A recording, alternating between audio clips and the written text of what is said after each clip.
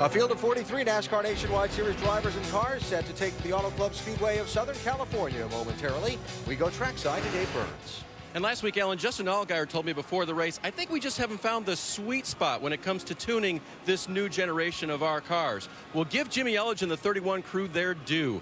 After a practice he's described yesterday as fairly easy, they were working on the car, getting it very good for qualifying for Allgaier. It's the best it's been so far this weekend. Mike Massaro? Dave, Trevor Bayne starts the day third in the standings, but due to limited sponsorship, is not scheduled to start the next race in Texas. Today could go a long way in attracting sponsorship. Time now to go trackside for the command to start engines. Race fans, it is time for the most famous words in motorsports. Would you please welcome the Royal Purple 300 Grand Marshal, reality television star, and U.S. Olympic gold medalist, Bruce Jenner. Drivers, start your engines and let's go racing. Bye-bye. Make some noise. Let me know when it's making noise appropriately. Oh, yeah, they were up against the wall running that above that top seam. And we still thinking the same bottom? Just let her go second seam off the wall. Nah, just let her go. We're all good. 3 and 4.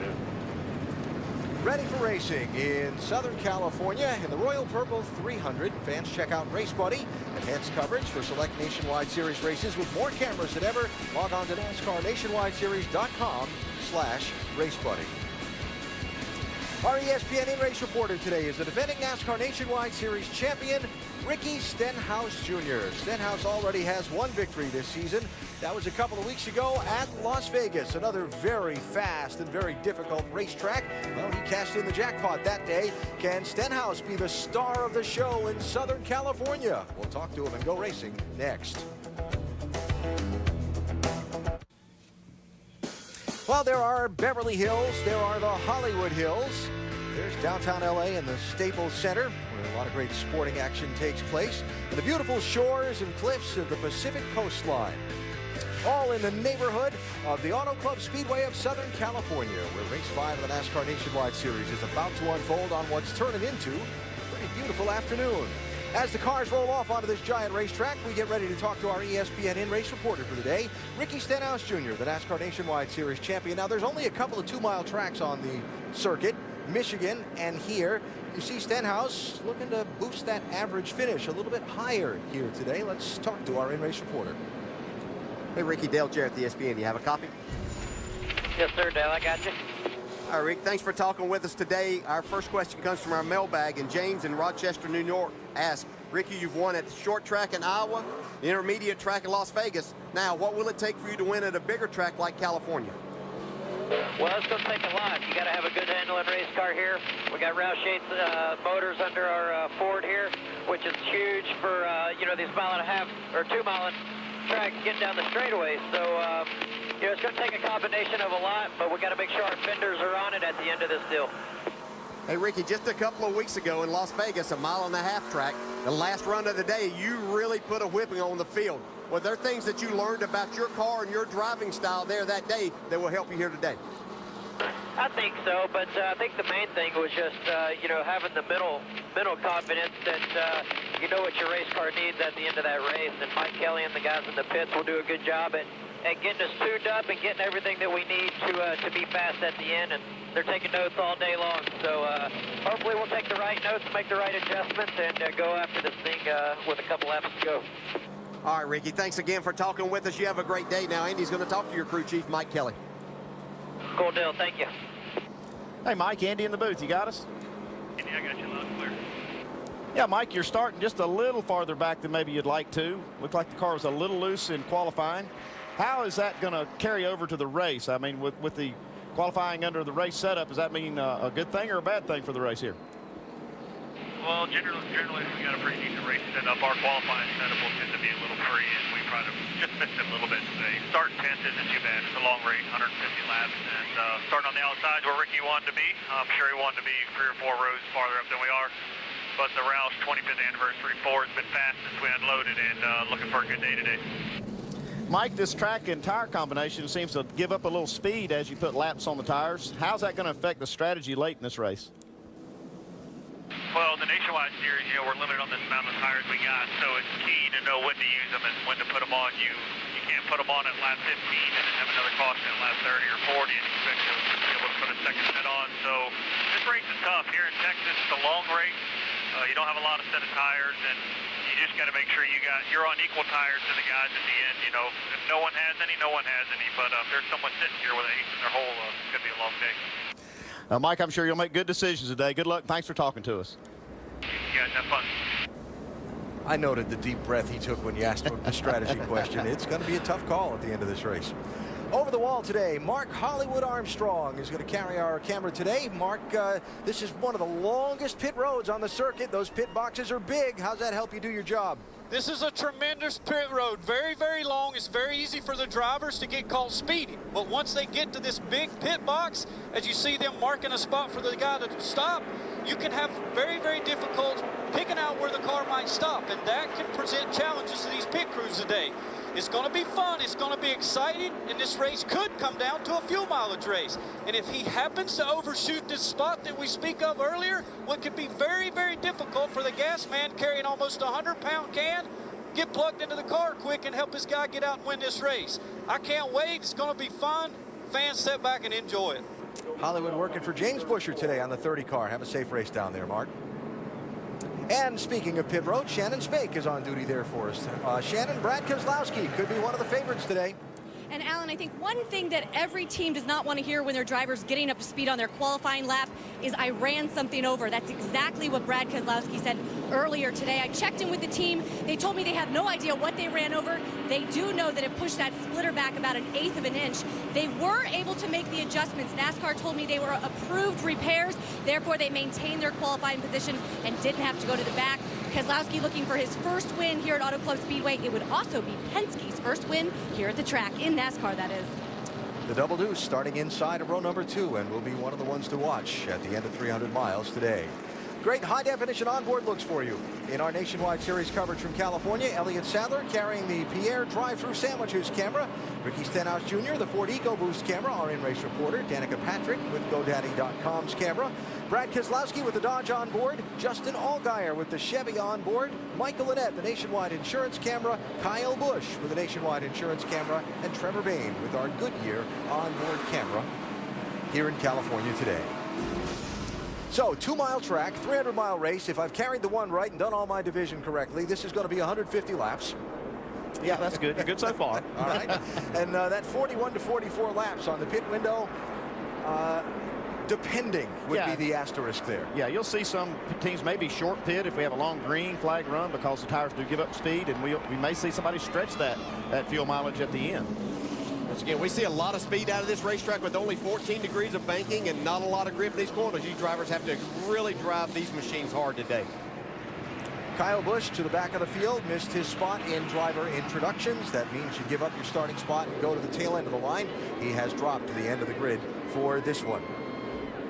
So, will Joe Gibbs Racing win an 8th straight Nationwide Series event at this racetrack? Joey Logano, Brian Scott carrying those colors. Will it be a Justin Allgaier or an Austin Dillon or Sadler or Stenhouse continuing the streak of non-cup winners? Or will it be Logano and Keselowski bringing the cup drivers to the forefront at the end of 300 miles? We're set to go racing in Southern California. Green flag in the air.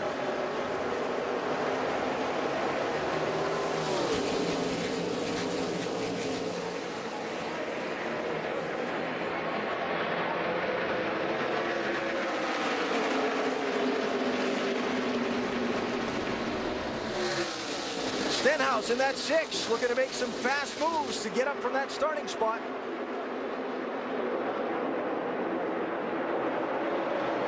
That's a good place to do it. There's not a lot of cars up there where he was. Kind of the long way around the racetrack, but we'll see cars span out all over this racetrack. They could get 5 wide if they want to, and they might before it's over.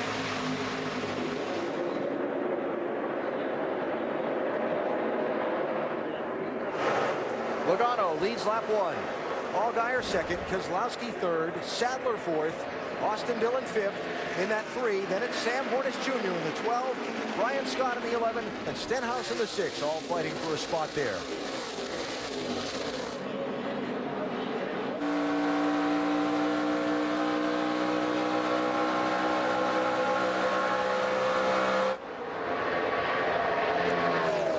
so noticeable as we look down that backstretch at the cars coming at the camera. That splitter going up and down over the pavement, rippling as the cars go across the bumps. Yeah, one thing that's so great about this track, and it's so wide, is that if the car's not handling exactly like you want it, say on the bottom of the racetrack, you can move up and change the way the car drives and actually change the balance. So you'll see a lot of guys doing that. Some of them using the bottom very effectively, but others can use that top lane to carry the momentum, like you see Austin Dillon right here.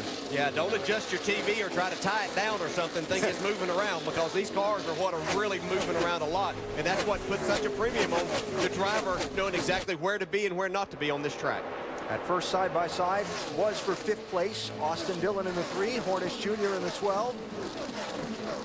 And even though this track is fairly flat, it's big, and you can use the draft a lot. And you can see right here, these two cars running side by side with looks like Keselowski and Allgaier. You can actually get the cars behind and get a pull, but it looks like they've got a little distance on the 4th place car. Yeah, a lot of times you'll see a battle like this, and someone, a car or two right behind them, will make it 3 wide down the straightaway. And where Brad Keselowski in that 22 is going, that's the roughest part of the track. You really have your hands full, and then going across those seams makes it even more difficult. You can see he had to fall back in behind Allgaier.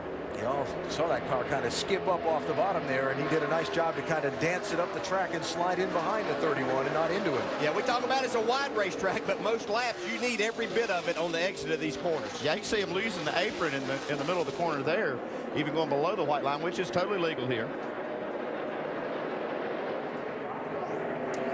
While we watch some of the action out front, Kyle Busch, who's won the last 3 straight nationwide races at this track, has moved up from the tail end of the field, 43rd, and crosses the stripe here in 19th. That's a lot of cars. Yes, sir.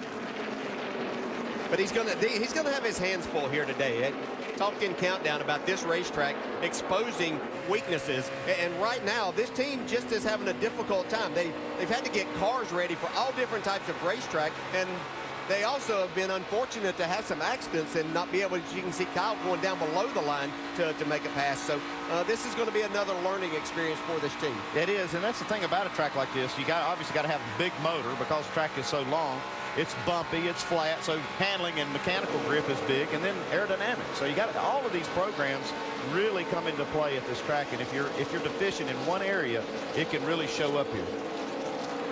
There's a phrase you used earlier, will expose your weaknesses. Yeah, well, we know the one weakness that this team doesn't have, and that's in that driver's seat. Yes. Yeah, he knows how to get the job done, so they just have to try to make their cars and equipment better, and they will do that. Brian Scott in the 11, one of the Joe Gibbs Racing Toyotas, and Sam Hornish in the 12. Hornish slipping back a couple of spots here in these last few laps as Scott moves up and around him. Yeah, this 11 car looks very solid early on. We saw Brian Scott at Las Vegas, a 1.5-mile track, have a really good run there, got in racing and got some air taken off his spoiler and had an accident, but was very strong to that point. And Hornish, a couple of time winner at this track in open wheel competition, though there's very little that would translate from that to this. Joey Logano and Justin Allgaier started first and second. They run first and second, but we're very early, just 12 miles into the 300 today. Joey Logano leading the NASCAR Nationwide Series race at Auto Club Speedway of Southern California. Very early in the going, though. We are caution-free. Logano's led all the laps after starting on the pole. We're back in traffic. Some pretty good action here from 8th, 9th, 10th positions on back. Sam Hornish Jr. in the yellow 12. Brendan Gaughan in the 33. Trevor Bayne in the 60. Yeah, Sam Hornish made a good charge here.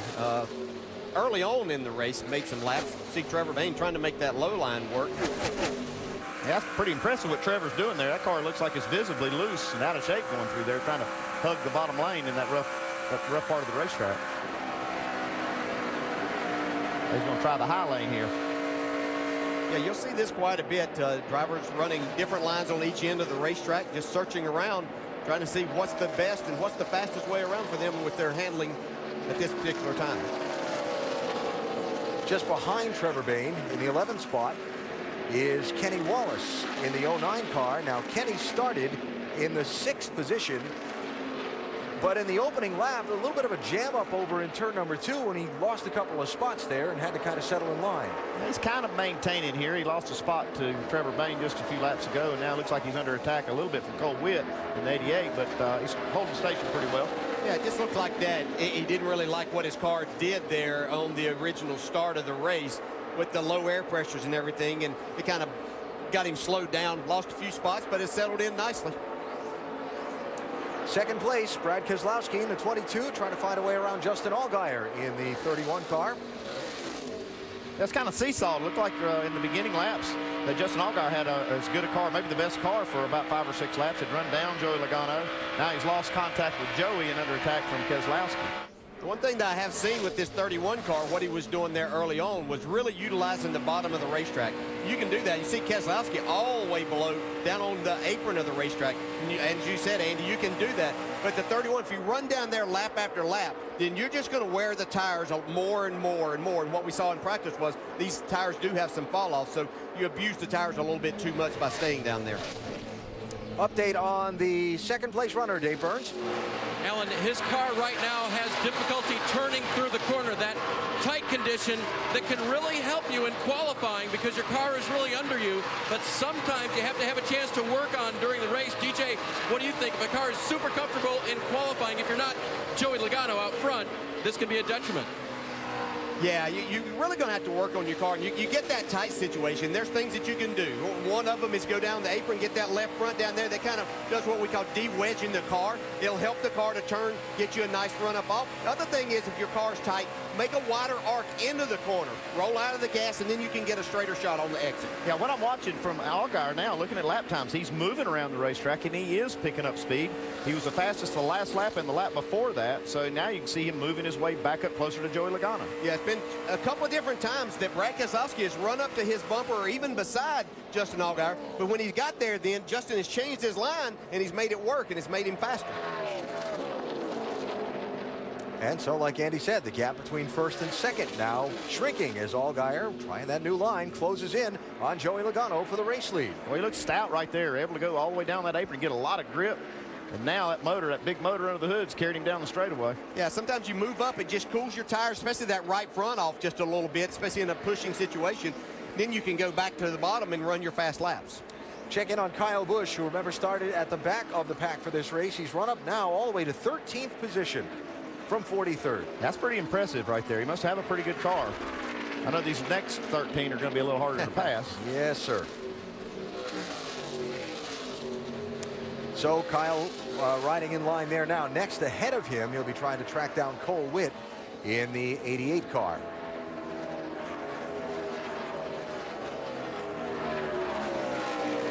Logano, Allgaier, Keselowski. They've put a little bit of a gap on 4th place Elliott Sadler and 5th place Austin Dillon. About halfway through the first fuel run in the Nationwide Series race in Southern California. A new era of open-wheel racing begins on ABC tomorrow as the Izod IndyCar Series hits the streets of St. Petersburg. Defending champ Dario Franchitti begins his quest for a 5th Series championship. And Will Power, new track record starting on the pole. It's the Honda Grand Prix of St. Petersburg tomorrow, 12:30 Eastern on ABC. Back live NASCAR Nationwide Series race, Auto Club Speedway of Southern California. The Royal Purple 300 being led by Joey Logano, Danica Patrick in 21st position. Lead lap, Mike. You know, Alan, after practice yesterday, she was extremely confident, saying it was one of her best intermediate track practices all season long. It showed speed immediately. Early in this race, however, the car has not handled to her liking. It's been very loose, especially in the center of 3 and 4. The team over the radio just telling her, be patient, we've got a long way to go. All right, Mike, thanks. And up front, new 2nd place runner. Behind Joey Logano is now that white Penske Dodge of Brad Keselowski. Yeah, this is what a lot of people were talking about in the garage area yesterday, that this 22 car really came on strong with a lot of laps on the tires, that they seem to be able to take care of them and can maintain their speed as good as anyone here. Yeah, he's about a 1/4 of a second faster last lap than Joey Logano, so his car really coming in with the laps on the tire. Update on Logano, the leader, Doc. And Joey Logano had been told by crew chief Brad Stevens, Adam Stevens, that expect the car to start freeing up early on. With our setup, the car's going to get free, especially up off. Well, lap 10, Joey said, well, it was stuck. Now it's starting to free up. Lap 20, which is 3 laps to go, Joey said, wow, we are really getting loose off of turn 2 on the bottom of the racetrack. And now it's getting worse and worse. So Adam said, let's get straight now. We're going to make a significant change on the start. And right now, he's in jeopardy of losing the lead to Keselowski. Drives at 22 down into turn 3. Can he slide in front of him off? Well, he can slide anyway. Yeah, it's going to be a tough pass down there for Keselowski. You saw he's making most of his time up high and trying to make this pass now on the bottom. Yeah, I really like what I saw with his car up high. You don't have to turn the wheel as much, so you're not hurting the tires as bad, and you get a huge run down the straightaway, and that allowed him to use the draft, and now you can see he's making that pass on the inside for the lead. Oh, yeah, he'll be able to clear him easily off this corner. Here comes Logano. Looked like he was clear. But that momentum, boy, it really is a big factor here coming off the corner. Little discretion being the better part of valor this early in the race. Oh. Yeah, that'd have been lap 148 or 145, and he'd have slid right up in front and taken his chances on getting run into. Try it again. Yeah, still not enough momentum there. You've got to really have a big cushion for that to happen. You can see this has allowed Allgaier to get right up to them. Yeah, it looked like that when he started to make that pass. He had him cleared by a mile, and then that momentum closed the gap so fast. A lot of times what you'll have to do is that car on the inside too is if you're not exactly perfect down there, then you have to start pedaling the throttle just a little bit. And usually in that high line, if you're running that, you're wide open for a long period of time. Yep, not again. And this is what you love about this racetrack. As it's aged a little bit, and yeah, the surface has some character in it, the bumps and the seams and so on. But the options for racing lines just make the competition fun to watch. Is that not perfect? I mean, 3 totally different lines. You could fit another couple of cars in there if we had them up there. They're trying. Yeah, Allgaier's closed in on these boys. He says, go ahead and race a little bit. I'll see if I can make the pass. Keselowski still working on Logano, trying to get that lead, Shannon. Loose off. He's doing all this racing with a loose race car, guys, trying to make that pass on the inside. About 5 laps ago, he did come on the radio and said, guys, I need clean air. Well, he looks like he's trying to make that happen himself. Yeah. Yeah, he surprised me a little bit on that initial time that he tried to make the pass on Logano, in that he had him set up where I think he could have gone to his outside, but when he forced Logano to the outside, he actually did him a favor. Now he's made that slide job work. That was textbook right there. That's the way you do it. Well, you can see he just drove the car real deep in the corner and used that apron to get it to turn, and then he had enough gap to pull up in front of Logano. Now Logano's going to try the bottom. Inside bottom. Whoa, looks like Keselowski went just a little bit too high. Yeah, getting it dusted off up there, though. Yeah, cleaning off his groove. Yes. So first lead change, second leader of the race. Brad Keselowski to the point, bypassing today's pole sitter, Joey Logano. It will not be long before these leaders are all on pit road if the green flag stays out. So take a break, come back for that action. It is Brad Keselowski who has gone to the point in the Royal Purple 300 at Auto Club Speedway. Aerial coverage today brought to you by Goodyear, the official tire of NASCAR. Everything we've learned making tires for one of racing's most grueling proving grounds inspires what we roll into yours. Goodyear, more driven. Nice that we can see the track from the blimp, and we can see the blimp from the track after the heavy overcast and fog the day started with, but a beautiful 65-degree afternoon here in Fontana, California, as we look down on race number 5 for the NASCAR Nationwide Series and look up on the snow-capped mountains beyond the backstretch. Yeah, there it is. We didn't see that earlier. Yeah. While Brad Keselowski, Joey Logano, and Justin Allgaier run 1, 2, 3, here's a race for 6th position. Elliott Sadler was running as high as 4th a little while ago. He's about to fall to 7th. While that goes on the track, green flag pit stops have started off it, Dave. It is the 12 car of Sam Hornish, who will get 4 tires and a full load of Sunoco fuel. Sam had been running 8th, and he said he had no grip, and the car would not turn coming off of the corner. As the crew finishes up on the left side, they'll make some adjustments to fix that. Alan? So Hornish, the first of the front runners to make the move to pit road. Looks like Sadler is going to be the second of them. 55-mile-an-hour pit road speed limit today. Get his Chevrolet woed down to that mark before he hits this long pit lane, one of the longest on the circuit. And it's got to feel forever when you're behind the wheel of a driver doing 55 after you were doing 180 a second ago. He's coming to you, I promise, Doc. He's on his way. We can see him now from here. Hey, he said the car's getting tight from center off. The longer he runs, the tighter it gets. He said now the car is jumped. Major chassis change. They'll get it full of Sunoco fuel, 4 tires, and a significant adjustment to free it up. Let's go to Mike. And work being done now on Danica Patrick's machine. They're going to try to tighten her up with a chassis adjustment, a 4-tire change on the 7 car, and a full load of Sunoco race fuel as they complete work now on the left side of the car. Meanwhile, Trevor Bayne heading down pit road as well. He's been fighting a car that's been sliding. 0 side grip is what he said. They're also going to make it an air pressure adjustment on that machine as they head down pit road, and more action further down pit road. This is Shannon Spink. Well, Austin Dillon making his very first start here at this track. The majority of this time has been spent just trying to find the right line for him to run. He did say he needs to be freed up a little bit. They're going to try to do that with air pressure and take some tires. You see the 3 car right there on pit road. The guy's working on the left side. Get him freed up just a little bit and back out on the track, guys. Shannon, thanks. Brad Keselowski, Joey Logano still running 1-2. Brian Scott, Justin Allgaier coming down the pit lane. Sounds like the leader, Brad Keselowski, is going to pit this time, too. Dave? Crew Chief Jimmy Elledge doesn't want to make the 31 car too loose for Justin Allgaier, but it does need to be freed up from the center of the corner off, so they make an air pressure adjustment out of the left rear. The 11 car, Brian Scott, a little free also. They'll call for a 4-tire change, fill that full of Sunoco fuel. There's Keselowski on the right. Shannon? Well, Brad Keselowski did say that the handling was off on his car a little bit loose, but guys, it is coming to him. He says no changes are going to take some scuffed tires as you see that car making its way down pit road. Guys?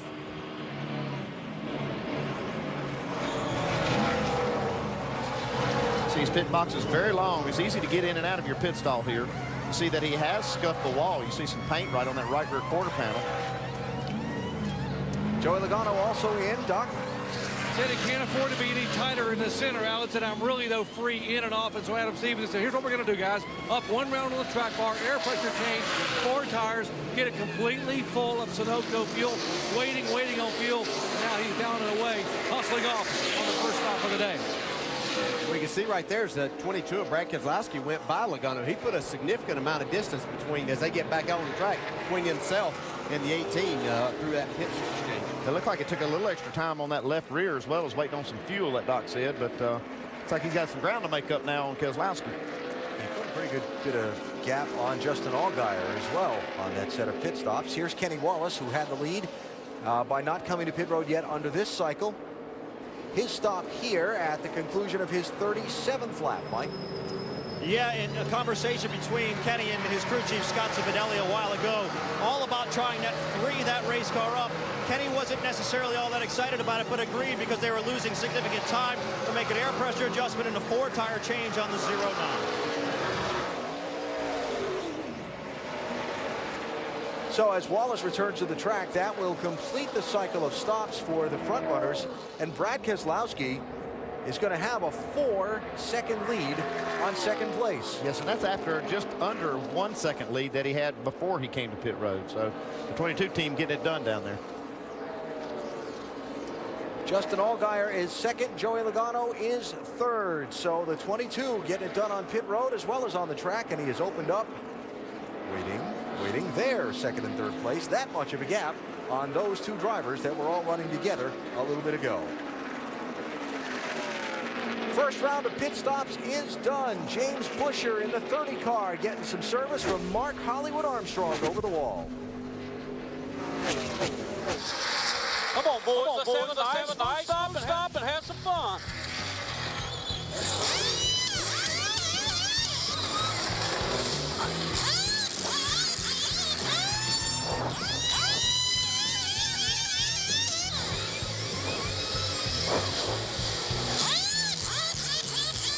Come on, baby, come on!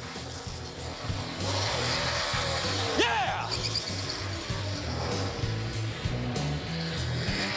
Job.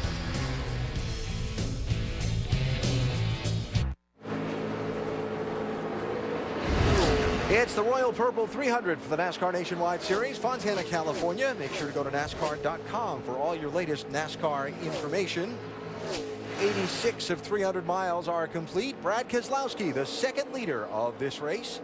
He passed Joey Logano at lap 28, and he has been out in front ever since, including through a cycle of green flag pit stops. Now, green flag pit stops can be a thing here because of the big, wide racing surface here and the number of different racing grooves that are an option at this racetrack for the drivers.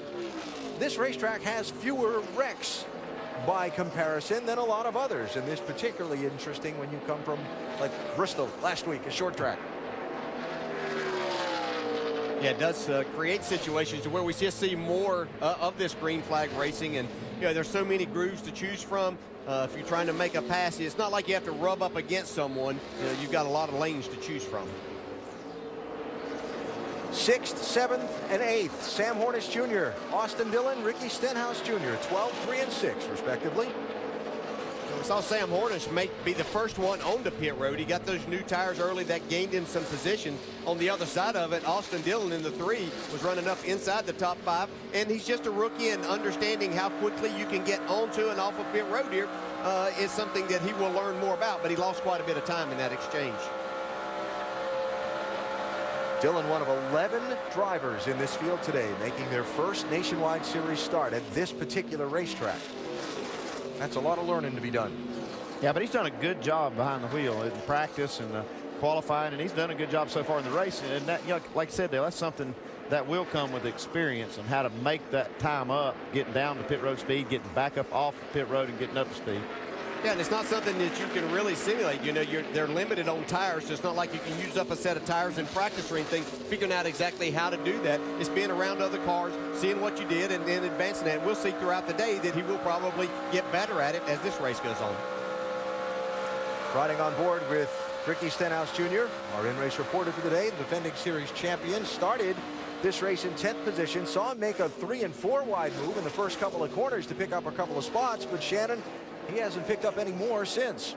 Well, the car was really tight on that last run, Alan. They came down pit road, and it sounds like they may have gotten a little too aggressive with their changes, because Ricky is now saying the car is really loose. He said it started neutral, went to a 1 loose, and now it is completely freed up. Yeah, you can just watch how he's sawing that wheel. He's not putting a lot of left turn input into it. You see a lot of right turn corrections. Tells you just how loose he is. And watch the miles per hour in the telemetry at the bottom of the screen, and notice how little difference there is between that 186 top end of the straightaway and the center of the corner speed. Yeah, it's just a momentum racetrack. The more momentum, the least that you can lose that speed in the middle of the corner. It carries all the way around the track. And that speed difference would have been even less right after they made these changes of these tires. Now, after they get 8 to 10 laps on them, you do have to, it does fall off some. But that's the intention that Goodyear has with this tire, and because of this racing surface not having a lot of banking or grip. I have to think that Stenhouse was pretty surprised to have a tight race car at the beginning of this race, because they talked about how loose their car was in qualifying. That's why they qualified 10th, and that they felt like that would serve them good for the race. So now that they've loosened up, you can see him really sliding the back end around right there. He had his hands full.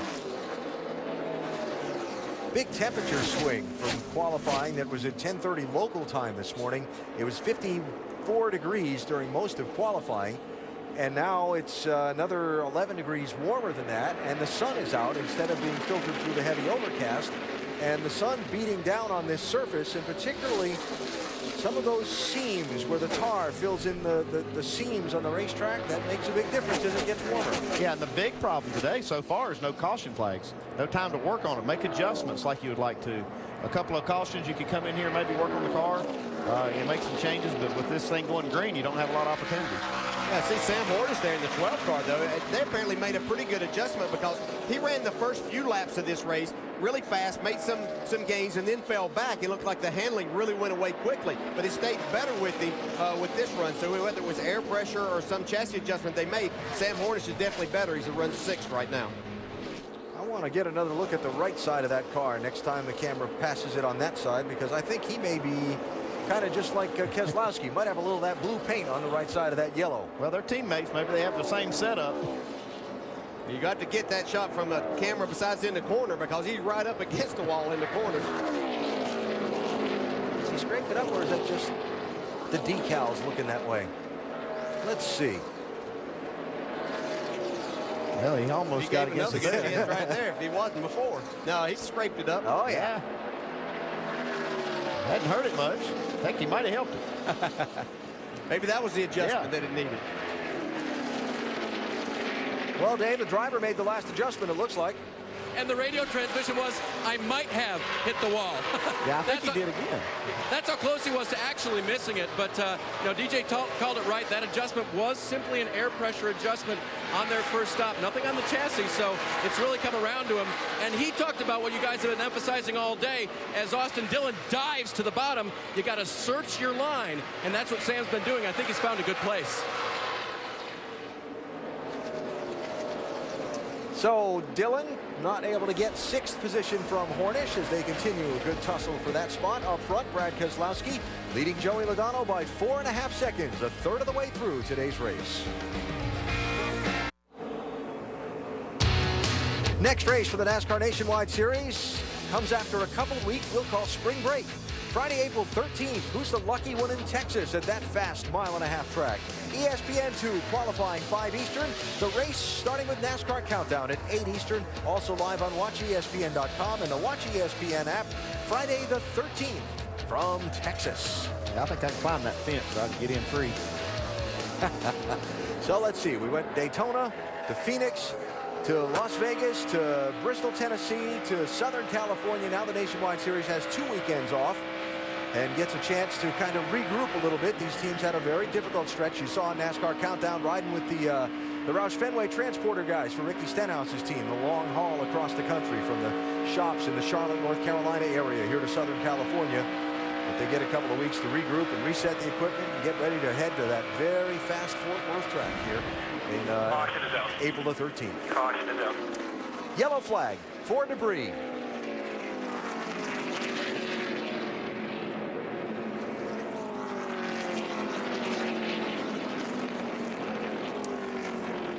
Debris on the back straightaway is what we're hearing. We're about. Yeah, we saw a piece back there off of turn 2 there for a little while. That might be, yeah, there it is. So a racing at 4.5 second lead that Brad Keselowski had built up and given Logano and Allgaier and Scott and Sadler and everybody else a chance, like you were talking about earlier, Andy, to have another crack at adjusting on these cars and catch back up. Yeah, I think Keselowski would have been fine to let it go green, yeah. But the other guys need a little adjustment. Kyle Busch now moved up into the top 10. Maybe he can get his car adjusted up a little bit better and get further up through there and also kind of close the gap. Brad Sweet driving the 38 car for the Turner Motorsports team today. Car that he'll share with Casey Kane through this season is the first car lap down. Let's see, he's 1, 2, 3, 4, 5th in line in that picture right there. So he will get the free pass on this caution. There is the California native behind the wheel of that 38. Didn't even have to carry the 1 to count back that far. I'm telling you. Been doing this a while, you know.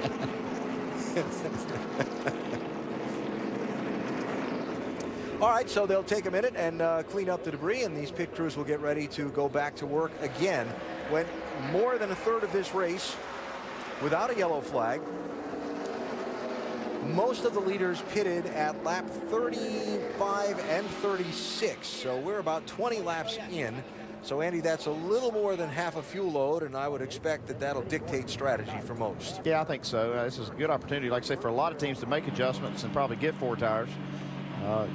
You know, and we're seeing this thing go green, and that's the tendency. So you got to kind of plan on that we're going to have another long green run. It's really difficult on a racetrack like this, especially after we run this many laps, to even consider 2 tires. I mean, sometimes 4 doesn't feel like enough. Yeah, I wouldn't. I'd get 4 tires right here. We might see somebody roll the dice on track position, but I think they'd pay the price on the other end. Won the race last year, but on the last stop in the final laps. Kyle Busch driving the Gibbs 18 then. They went for 2 tires as the last of the leaders to pit. But again, that was in the last of the race. Yeah, we've got 92 laps to go right now. There you go. So 15 cars on the lead lap. Their opportunity to pit is here. Takes a bit for some of these front runners to work their way down the pit lane at 55 miles an hour to get to their stalls. Keselowski, Logano, Allgaier, Scott, and Sadler, the top 5. David? Fourth place, Brian Scott said that wedge adjustment was really good for us, but I need some more grip in the right rear. He overshoots his marks. They will make an air pressure adjustment now in the 11th. The 31 of Justin Allgaier running third place. They will make a spring rubber adjustment, putting one out of the left rear. Shannon? First 4 stickers for Brad Keselowski. No changes. He's happy with the car. Doc? Joey Logano lost 3 seconds and 2 spots in the previous stop when the rear tire changer ran in front of the gas man. That's why they had to wait on gas this time. No problems. Flawless stop. Logano down and away. Great pit stop. 4 tires for the new leader. Obviously a big problem for the driver who led coming down the pit lane, Brad Keselowski. Yeah, he loses a ton of spots. 8 spots. That's going to be a lot of work when the green comes back out for Brad. The proximity of the car to the wall hampered the left side tire change. Yeah, you see him slide that left front. He slides right next to the wall. That's not a problem yet, but when the front tire changer comes around, not a lot of room. Oh, yeah. And the jack. That'll create a 20-second pit stop.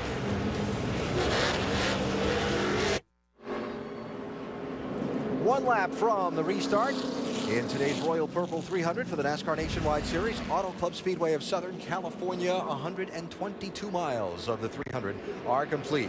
Brad Keselowski's led a lot of it. He's going to find himself restarting back in 9th position after a little hiccup on his pit stop a moment ago. Coming in on worn tires, he's trying to get in here quick and get on his mark. See, he slides those front tires and just comes way too close to that wall. He was trying to get this car angled back out and just never got it slowed down enough to be able to do that. And I love watching the front tire changer when he pulls that left front tire off. He's got no place to put it between the car and the wall, so he just tosses it over his shoulder into the pit box. Yeah, you just got to make do with a bad situation right there. Nothing the crew can do, really. Yeah.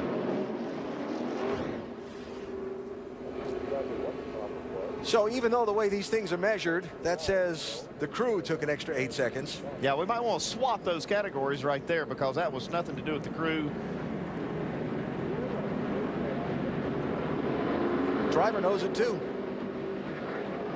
Yeah, that one's my bad, guys. Don't sweat that. We're not sweating it. We're going to get it back. It's all good.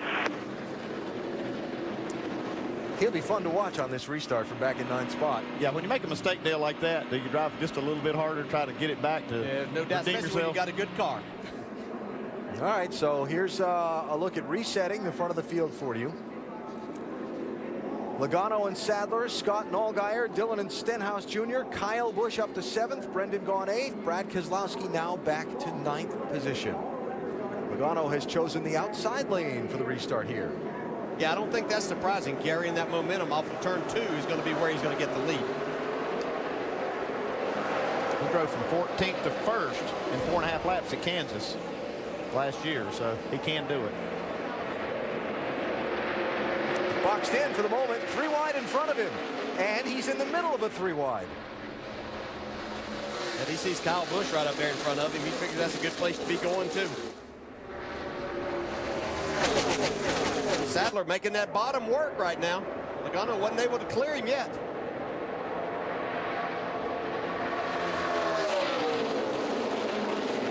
Allgaier and Stenhouse looking for a lane to open up. Well, I didn't see that coming. Elliott Sadler got a good run off the corner. Gets clear for the lead. See if he can get back to the line and get that point for leading the lap. Racing for a championship, they all count. Got that one. And Keselowski's gone nowhere on this restart. Still mired back in that thick pack.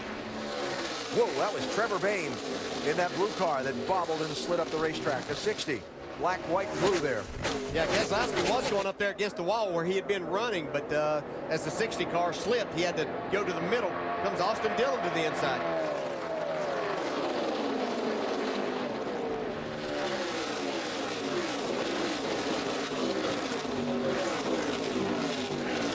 By the way, the yellow flag, a nice break for Kyle Busch, too. Allowed him to close up on those leaders under the yellow. His crew got him a couple of spots on the stop, and now look at him on the restart, too. Kyle's up to 5th. Yeah, he's making the most of that track position right now. And this knot from 7th on back, while Logano goes back after Elliott Sadler for the lead.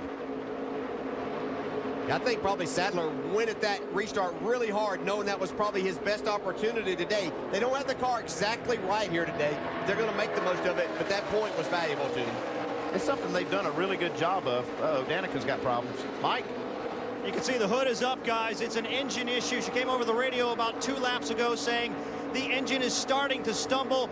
Tony Eury Jr. said, well, if it's cutting out, come down pit road. Obviously, that's what they've done. They're looking up underneath the hood, trying to see if they can rectify the problem. But now they're putting the hood down, putting the pins back in. Doesn't sound good as they're pushing the car now slowly down pit road. And behind the wall, they'll go. Yeah, these engines are real durable, and they're very predictable in how far they'll go. But these kind of tracks like this carry so many high RPMs for a long period of time.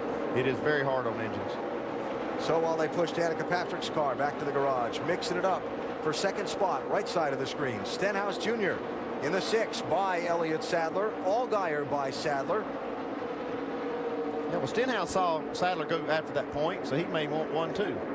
Elliott had that kind of hero feeling for a couple of minutes on fresh tires.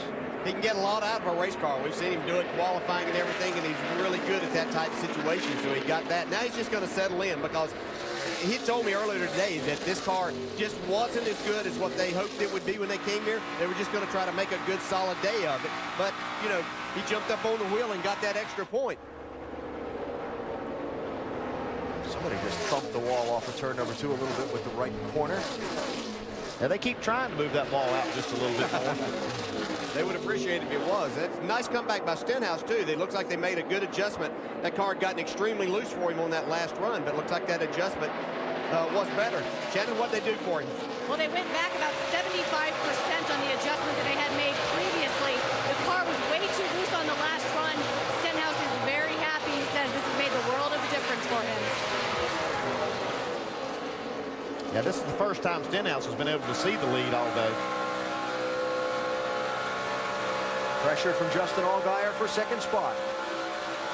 Well, really impressed with Allgaier here today. You know, we've been questioned a little bit as they try to carry. You see, he's trying to go all the way to the lead as Logano went to the high side here. I talked to Jimmy Elledge earlier this year, and he said they had found some things in their intermediate programs they thought was really going to show up when they started getting on these bigger tracks.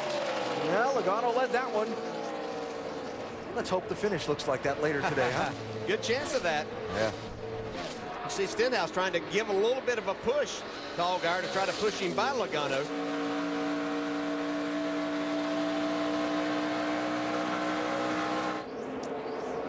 Hang on. Little thank you wave. And Justin Allgaier goes to the point. This car's really going through the center of the corner well here today, Allgaier. He's really able to make up a lot of time on that. Gives up a little bit on the exit by running that lower line, but really doing good through the center.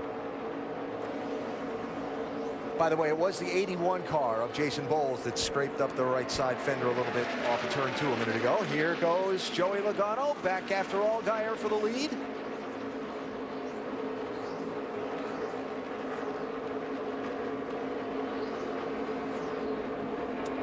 Chevy, Toyota, Ford, 1, 2, 3.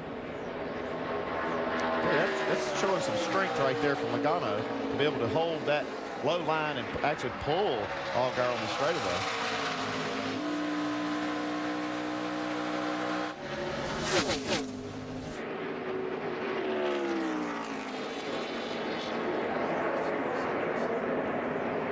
So Logano back to the point.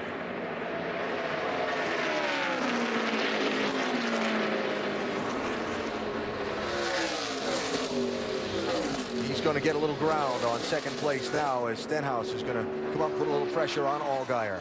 Brad Keselowski hasn't really made up any ground on these front runners either. He's still back in 6th position. It is Joey Logano pacing the way as we close in on the midway point of today's race in Southern California. Tomorrow, the new season begins for the Eyes on IndyCar Series on the streets of St. Petersburg, Florida. Dario Franchitti begins his quest for a 5th Series championship. Will Power and Ryan Briscoe lead a Penske sweep of the front row. Should be a great race. The Honda Grand Prix of St. Petersburg, 12:30 Eastern, Sunday on ABC.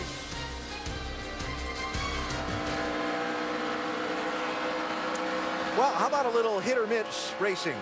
here at Auto Club Speedway of Southern California. We'll show you one hit and one miss. It does involve that yellow car of Sam Hornish Jr. and the 43 of Michael Annett. They've been going at it. You can see Hornish now. There's your hit. And there's your miss. They're still going at it. Yep. That's for 14th and 15th place. Yo.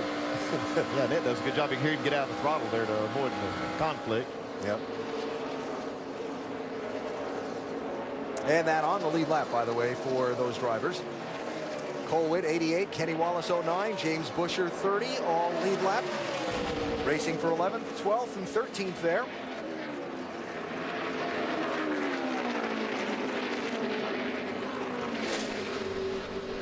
Yo, hang on there, Cole. Yeah, that's a tough position to be in right there. Kenny Wallace, the veteran of that group, taking advantage of his experience going around. Now on watch the high this. side. Watch this momentum from Hornish. While they're doing that, he's getting a big run off turn 2 on the top. Wow. Clear. Man, passed one and got another one for change. Maybe get another one here. He's used every inch of this racetrack so far today now. And even wanted a couple of more inches a couple times. He's widening the groove a little bit off turn 2. Yeah.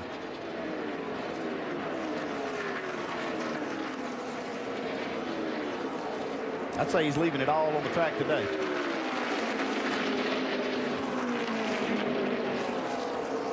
Right side of the screen, there's your lead.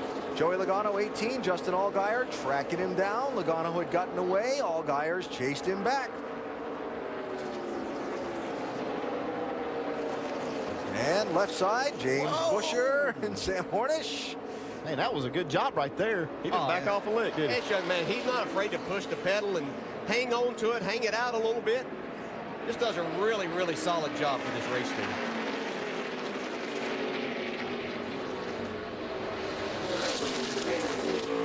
Mentioned in qualifying show that saw a couple of his sponsor people yesterday talk about how impressed and excited they are to have Justin as a part of their organization. What a great job he does on and off the track for them. It's been really interesting how Allgaier's been a little stronger than Logano at certain times or certain sections of the track, and then Logano regroups, tries a different line, gets away. Then Allgaier tries a different line, closes back in. Yeah, and the whole thing really comes down more times than not is just getting the air that you need on your car. And that's not just the front. The front's the most important sometimes, but you got to get that air to it and be able to take advantage of that. And you can see Allgaier now moving down, trying to get that air to where he can make a run on it.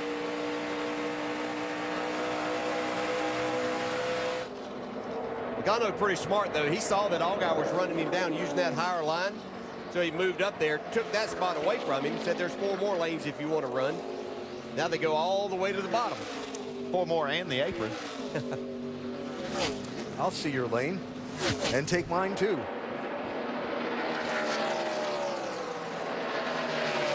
That's good racing. And you see they put a little bit of a gap on third place Ricky Stenhouse Jr. All right, try it again, Justin. Well, I tell you, Allgaier's really good down in 1 and 2, Alan. You were bringing that up, but his car really gets set and turned where he can get back in the throttle. Clear up. But then it's like... Got loose on that seam, dang it. You're 9 ahead, slow. It's like at this part of the racetrack, Logano gets a run off of 4, just enough to hold him off. Yeah, looks like Allgaier really drives it in turn 3 pretty hard. You have to be careful not to overdrive that. You'll lose your momentum getting off the corner. But you heard Justin Allgaier talk about he got on that seam, and what happens, you get your, whether it's the front or the rear tire, is going to determine which way is going to make your car go. But either one is not a good situation. You'll see right here in a second, those seams aren't just now with the racetrack and the racing groove. They go across there, too, where some cracks have come up. They've had to fill those, too. And with Allgaier running that extreme low line, he has to cross those seams entering and exiting the corners, all of them. Past halfway. Pretty good racing for the top spot. Brad Keselowski led the early portion of the race. Problems on his pit stop kicked him back in traffic. Logano and Allgaier have been swapping the top spot since. Still a long way to go, though, today in California.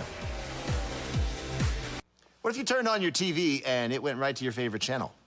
You know you can with IOTV, and it's easy. Let me show you. Just press the settings button twice here on your remote control. Scroll to Viewer Power On. Find your favorite channel. I'm going to choose News 12. And voila. Turn on your TV and see what you want to see with IOTV.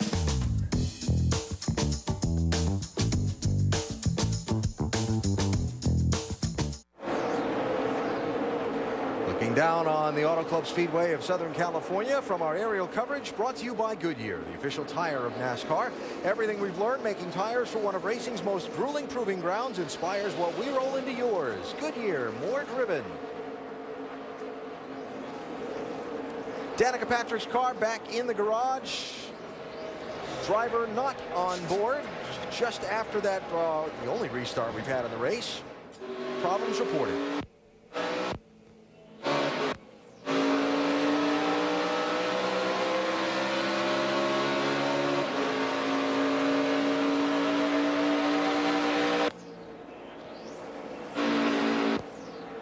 Clear left.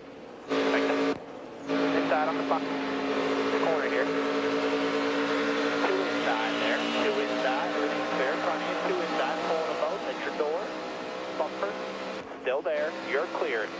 You're clear. Well, 7 car has been reported out of the race with problems. Mike Massaro is with the driver. And Danica has collected her thoughts and has stepped outside of a race car. When did you start to feel it fail? I only felt it fail on the front straightaway where it died, and then I pitted that lap. But earlier in the race, the water pressure went to 0 and started flashing. I got something through the front grill, and it went into the radiator, so it lost the water. And the Hendrick guys were just explaining to me that when the water goes away, there's no heat that heats the engine up, so then it gets to the coolant, and the coolant cools it down. So my oil temperature actually went down to like 165, and that's supposed to be 220 or 240. So it's just a chain of events that happens. So it's nothing that it's not the engine problem. It's not really anything. It's just a bad luck situation, and I feel like it's been a little bit of a tough start for the GoDaddy car this year, but I don't know. I have to imagine that it's for a better reason and that it'll turn for me at some point, and perhaps it'll be a really awesome end to the season. But it's just it's a shame to keep getting knocked down like this. But nothing of anybody's fault. We were just working with the car, trying to get it back, and actually had a decent restart there, and we were racing for the lucky dog. And when you're on the lead lap here, anything can happen on a restart. So we were just trying to get to that position, but unfortunately cut a little short. Alan, as you heard her say, just summing it up to bad racing luck, but still pretty optimistic about what the season might hold. Something went through the radiator or the cooler. That's not a good thing. Yeah, that's about that water pressure. That's what they have that gauge for, so they can see if make sure that they still have pressure there to know that all the coolant is still in the system. Once you lose it, I mean, it's just a chain of events that become, fatal to the engine. Yeah, it won't show that it's running hot because there's nothing there to run hot. Exactly. Now, speaking of cooling, I've been keeping an eye on the front grille of that 18 car and trying to see if that's a piece of trash across the grille while we watch this race for position. 9th and 10th. Austin Dillon 3, Trevor Bayne 60.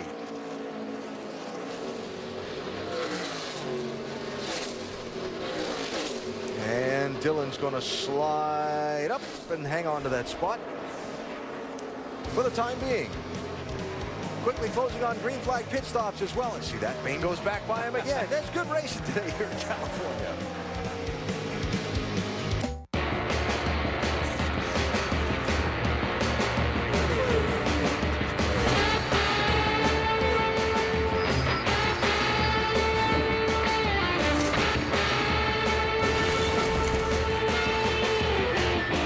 Goodyear, for drivers like these who demand the most from their tires.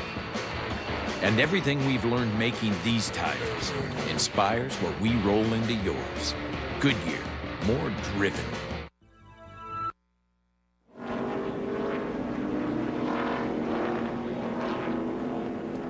Caution's out in the Royal Purple 300.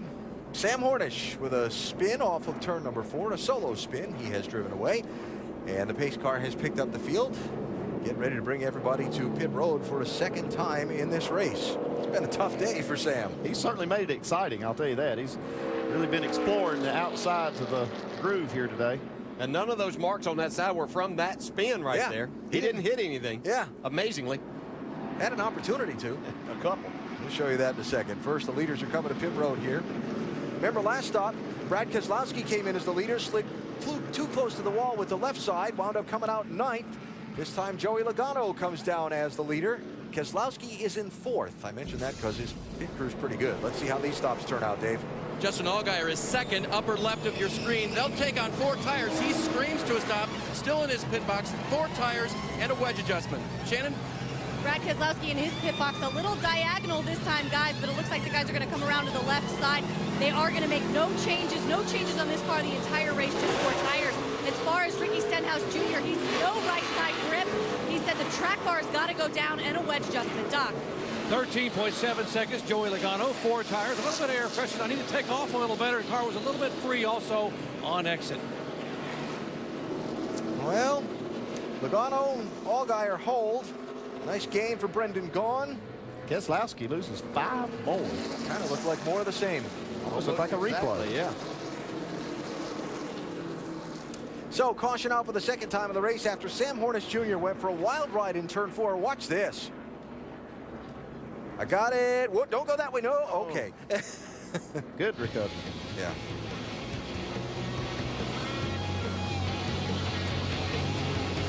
And he drove it away. Second yellow of the race. Get the largest selection of NASCAR gear only at the NASCAR.com Superstore.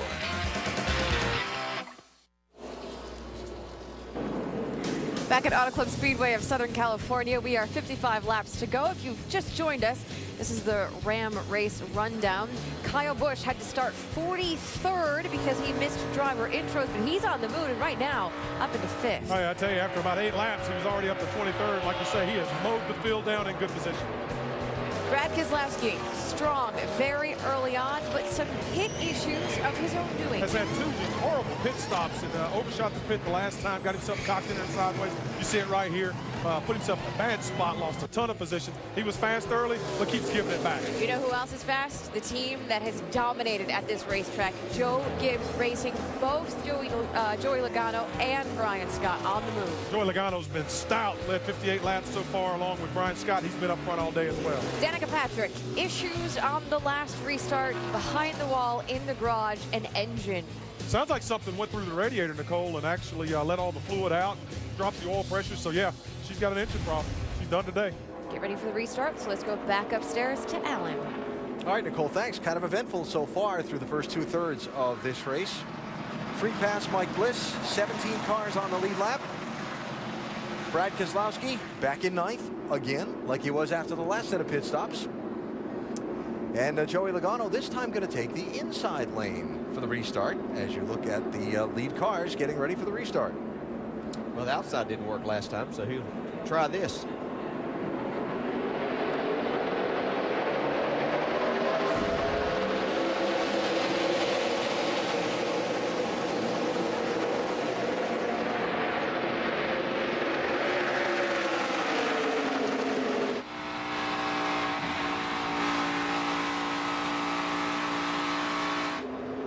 Kyle Busch trying to get second from Brendan Gaughan, 54-33.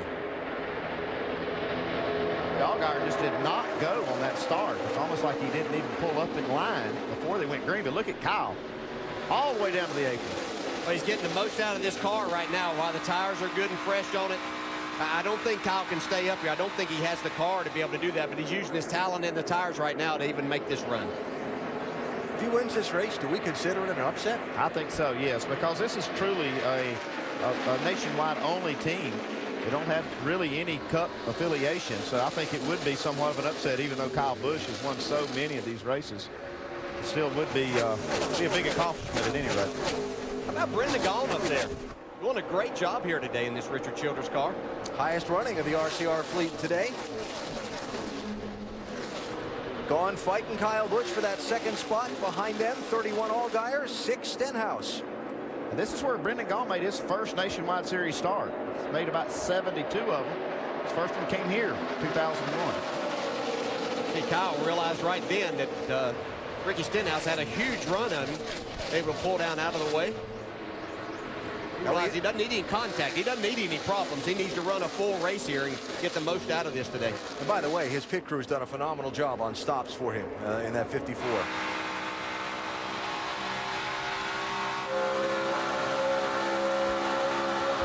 Dave, if we would consider it an upset if Kyle Busch were to win today, he's sure given it a good try. There's so many ways to look at this story, including the fact that when you have Kyle Busch as a driver, you can overcome a lot of things. But Mike Beam told me he's told Kyle that he doesn't need to overdrive this car right now in terms of where they are as a team. They said, in fact, after Vegas, where Kyle spun and wrecked the car, he told Kyle, you don't do that when we haven't given you a good enough car. Kyle was very upset with himself, but Mike backed him up and said, we did not give you the car. So today, as he tries to stay near the front, you guys have already addressed it, he'll only give that as much as the car will handle. Well, from starting at the back of the field, for missing his assigned slot in driver introductions, charging up into the top 15 in the opening laps, his pit crew gaining spots on every stop. One thing Kyle's good at, though, is really dissecting how his car's handling and telling his crew and crew chief what to do on these stops to adjust for it. And Mike Beam is a veteran himself. He knows what to do to adjust his car to make it do what Kyle's asking it to do. Now, speaking of adjusting and rising and falling, 31 car there. Justin Allgaier was racing with Joey Logano for the lead a minute ago. Now he finds himself back in 5th and racing for that spot with Elliott Sadler. Yeah, it looks like he's got his hands full with this race car this time. I don't know if it's a set of tires or an adjustment that they made, but really doesn't seem to be to Justin's liking. Oh, Stenhouse got a good run here in that 6. Yeah, it looks like he's got this car to his liking right now. And here comes Kyle Busch following along too.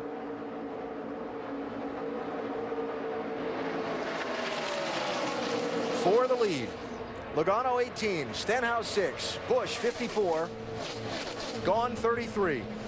You know, that race that Stenhouse won in Las Vegas, he didn't show everything that he had or didn't get that car right until it was time to go win. 3 wide off of 2 now.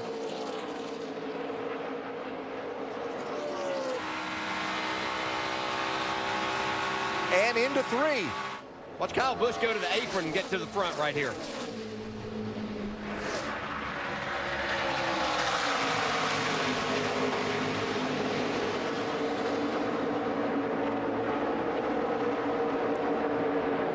Which lane's going to go?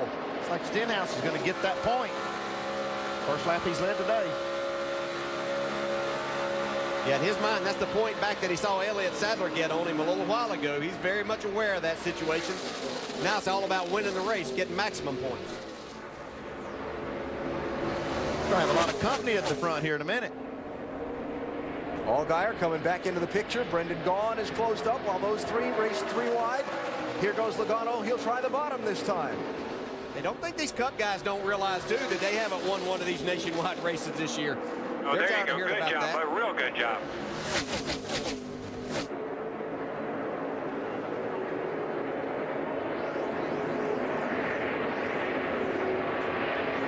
Joe Gibbs Racing, 7 straight wins at this one racetrack. All the different drivers that have done that for them. And here's a team, Joe Gibbs Nationwide Series team. Who's that, Brian Scott? Yeah, he's up there next to the wall. Speaking of Joe Gibbs' Nationwide team, here's a team that lost its way, lost its advantage a little bit in the transition from the, oh, caution's coming out. Yellow's out. Caution's out, debris coming off of 4, keep it out. Yeah, you heard it. All right, come back to that story about the Gibbs team in a minute. Let's see, been about 10 laps since they pitted, Andy. Yeah, but it's just inside their fuel window here to go to the end. And I would really like to get that thing full of fuel. They have to say that fuel would be it because they probably have 1 set of tires left that they might want to hold until later on. Yeah, because if you have a late caution, it'd be very advantageous to have a set of tires laid in the pits. No tires. You can read Mike Kelly's lips. Just going to put gas in. They're going to act like they're changing tires, though. They're getting up on the wall. I think we'll see a lot of splashing and dashing here. Brad Keselowski worked his way back up to the 6th spot. See if he can get in his pit stop. Well, of course, they're not going to be changing tires probably, so get over there closer for the gas man this time. Well, it might not hurt him to get a little bit close this time. But also, if you're not changing tires, don't lock those tires up and slide them in that pit box. Then you'll be forced to take the time to change them. Absolutely. Yeah, we'll see.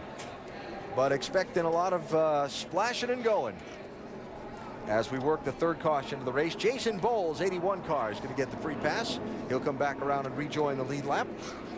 Doing a nice job here again today in that 81 car. Yeah, that 81 team has done well. They've switched to Toyotas and been running a lot better. John Monson, the crew chief over there, longtime veteran of this series, and the Truck Series, and the Cup Series. But just don't say I called him old. Started when he was really young. 45 to go. Pit stops, Dave. Important for fueler Brandon Griffith to get the 54 car full for Kyle. They should be able to make it after that. 2 tires, no changes. Shannon. Ricky Stenhouse Jr. said the car was getting a little bit loose, so they are going to make a track bar adjustment. 4 tires and fill it full of Sunoco. Oh, guys, he's off pit road. Doc. Brendan gone, fuel only. He's away. Joey Logano was going to do 2 tires. They waved it off and said no, fuel only. So he's down and gone. Brendan gains another spot. No tires all the way back till you get to Kyle Busch, who took 2 and lost 3 spots. Most everybody else just topping off the fuel tank. Got 45 laps to go. Who's going to win it today in Southern California? That's a good question right now. Justin Allgaier fighting his 31 car also on this restart once again. Here comes Kyle Busch. He's got 2 fresh right side tires.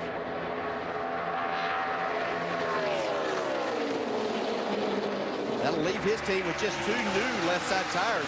Now they could glue up those ones they just took off that only had about 10 racing laps on them. No, hang on there. Is that Hornish again? They're 5 wide now. Look after at that. Holy cow, look at that. It was Sam. Sam's still fighting on the lead lap. Elliott Sadler backing out. He didn't really like that position he was in there. That is dicey. Little 4 wide.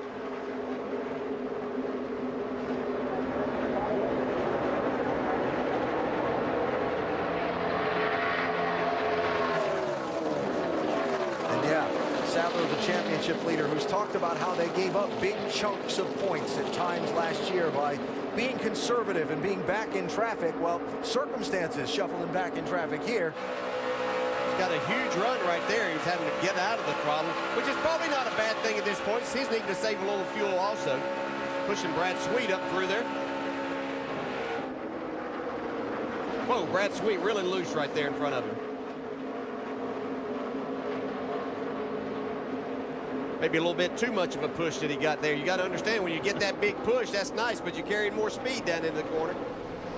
For the lead, Kyle Busch looking on the 18 of Logano.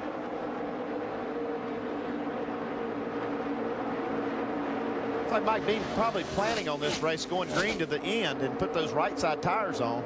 Looks like it's working pretty good so far. Logano hangs on to the top spot. Interesting you should say that, because for 5 of the last 6 nationwide races here, the last green flag stretch has only been 16 laps or less. But last year it was 53 laps.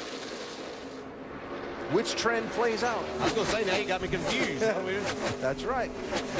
Uh-oh. Boys, great job all day. Sorry, sorry we didn't get the finish we deserved right there. As Kyle Busch takes the lead, Allgaier's off the pace, Dave. Yep, you heard it. He believes the engine is gone now, and he was reporting way freer on the restart. That's why he was losing positions at first, but then the motor went away. That's a heartbreaker for this team. They had the best run of the year for them going. Logano trying to come back.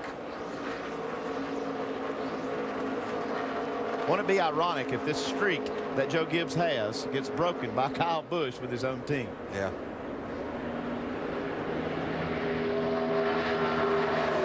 Don't count Stenhouse out.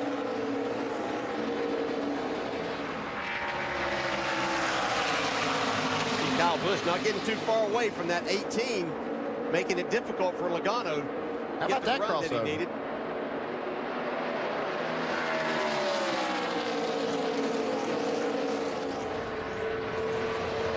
And while these guys mix it up front, look who's rejoined the picture. There's Brad. Brad led 33 laps earlier in this race.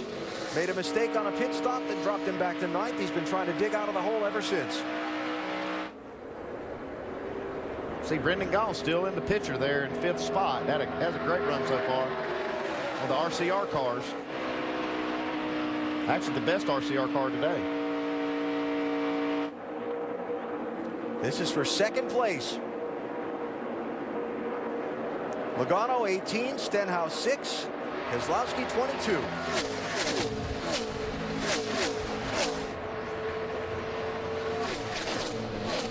Kyle Busch has won the last 3 straight Nationwide Series races at this track, all driving for Joe Gibbs Racing. The Gibbs team has won the last 7 straight. Can Kyle pull the upset? And yes, we're going to call it upset. Driving for his own team, he's come from the back to the front.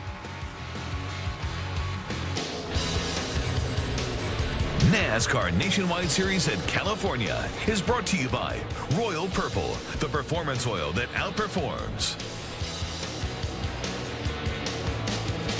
And we look down on this beautiful speedway from our aerial coverage today, brought to you by Goodyear, the official tire of NASCAR. Everything we've learned making tires for one of racing's most grueling proving grounds inspires what we roll into yours. Goodyear, more driven. They are driving hard today at Auto Club Speedway of Southern California into the final 31 laps of today's race for the NASCAR Nationwide Series. Kyle Busch, who started at the back of the pack by virtue of missing his spot at driver introductions, has come to the point. Brad Keselowski has moved around Joey Logano to 2nd. Who's got the fuel to the finish? Will we get another caution? How's the handling going to play out if we go in the long run? Oh, there's a lot to be determined yet in this one.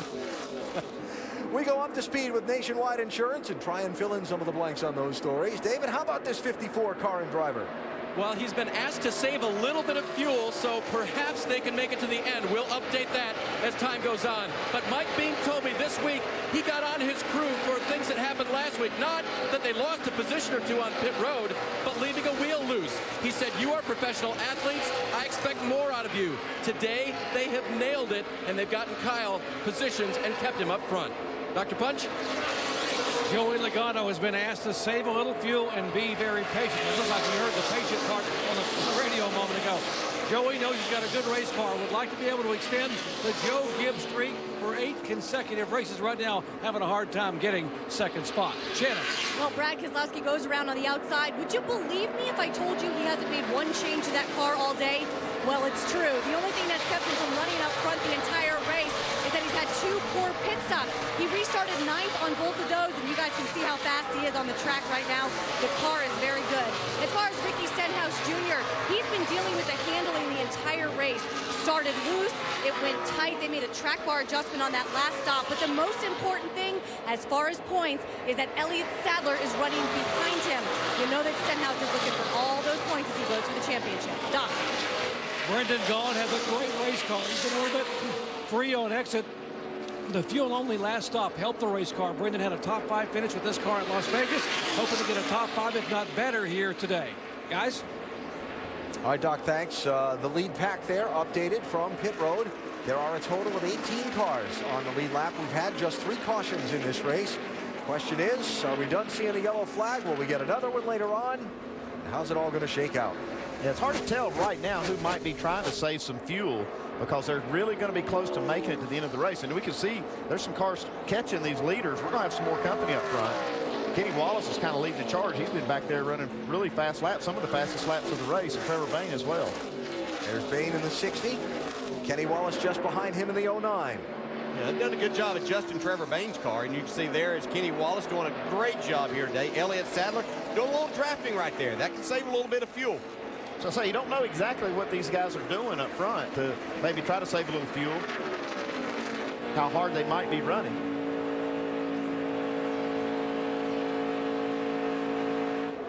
For the lead, Brad Keselowski with a huge run off turn 2. A little bump drafting going on. Trying to help Kyle. Corner, tries to go high and take the lead right here. You don't think he's trying to help Kyle with his fuel mileage? I'm sure that was in his thoughts. Look at this run.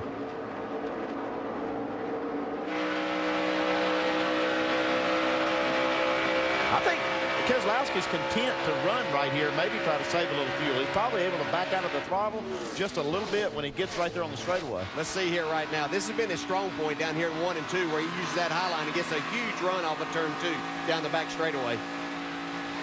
Kyle squeezing around a lap car as well.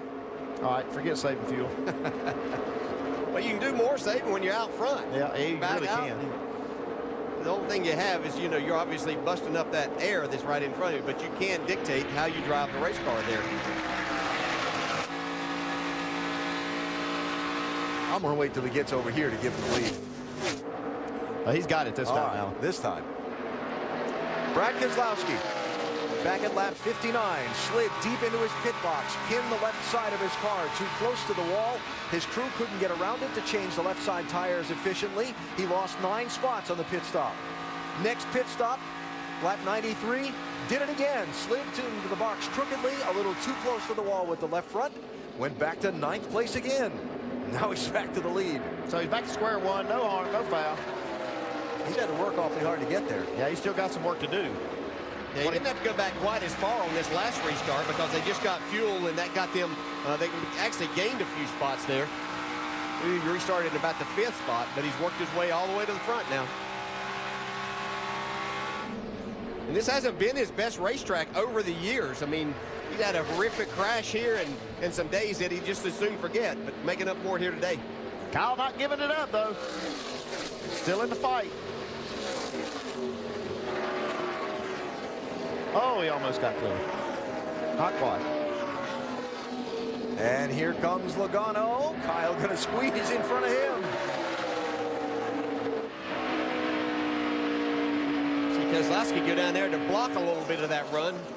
Now that could cost Kyle, like he lost the front end of his car. Logano able to take second. And the back end of Logano's wiggling off 4 as Kyle slid up behind him. Good racing for the lead in this one today.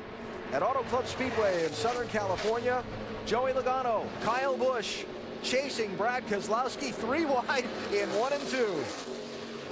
Man, we got a race breaking out here, boys. Now, if you can see right behind that shot that we showed in 1 and 2, Ricky Stenhouse coming. He had his car completely sideways and gaining on him. It's time to go. Kind of interesting watching Keselowski use the different lines. He was using that high lane to his advantage, and now he's all the way to the bottom. And that is the shortest way. Maybe he can save a little bit of fuel down there. And like we saw with Logano and Allgaier when they were racing for the lead earlier, Keselowski a little better in 1 and 2. Logano gets the good run off of 4. Well, Logano drove it in hard that time. He's going to get the lead from Keselowski. But here comes Brad with the big run. Logano's going to slide up in front. All right, need to get one more commercial break in. A lot of good racing still to come. I don't want to miss the finish of this one. It's going to be fun. Logano leads, Keselowski second, Kyle Busch third for now.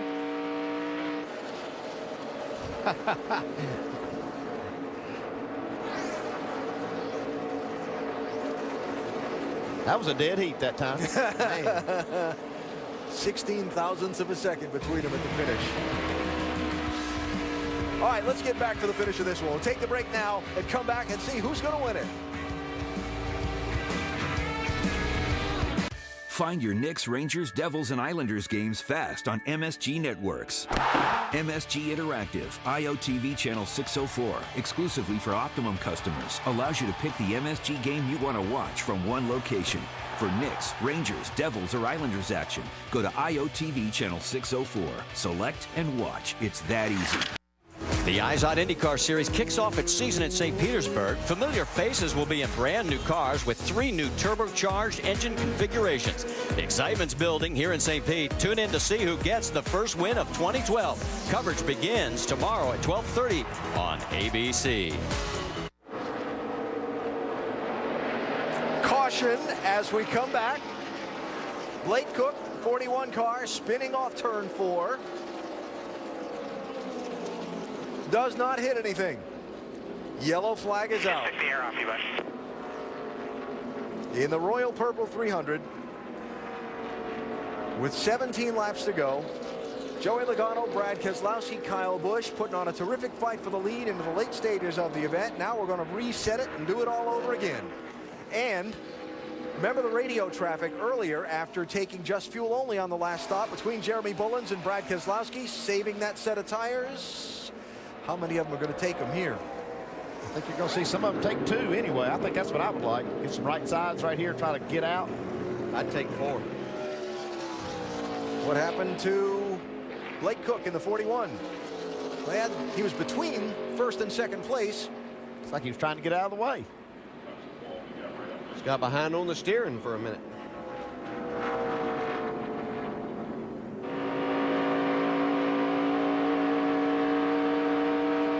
When I said 100%, I don't mean same fuel. Oh, you're in front of the board.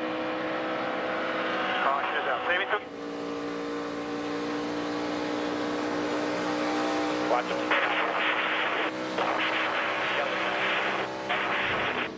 All right. So Cook is driven away. A little bit of damage there. Looks like the right front tires come apart. Yeah, he's got grass in the grill, too. They're going to have to get out. Didn't hit anything, but he's going to have some damage by the time he gets there. And for those teams that saved that set of tires, we heard them talk about Elliott Sadler didn't put on tires last time. This is going to be a huge disadvantage for him now.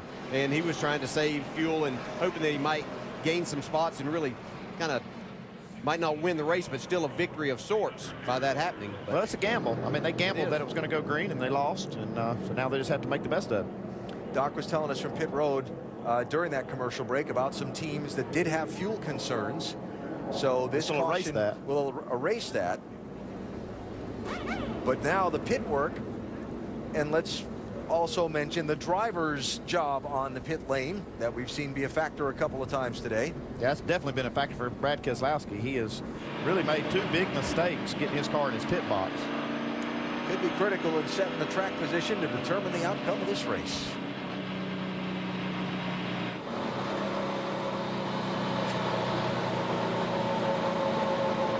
Pit road will be open this time. They've cleaned up and checked the debris that might have been dropped by the Blake Cook car when he spun off turn 4. Didn't want the cars running through that after they had made whatever stops they might make here. And we would call this the money stop. Yes, we would. Logano, Keselowski, Busch, Stenhouse, and Bain, who'd gotten all the way up to 5th. What's the strategy going to be? Will anybody make any mistakes? Here you go, Dave.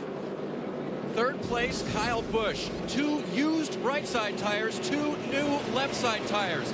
He doesn't want the chassis setup changed at all. The air pressures will hopefully tighten him up just a tick. Shannon.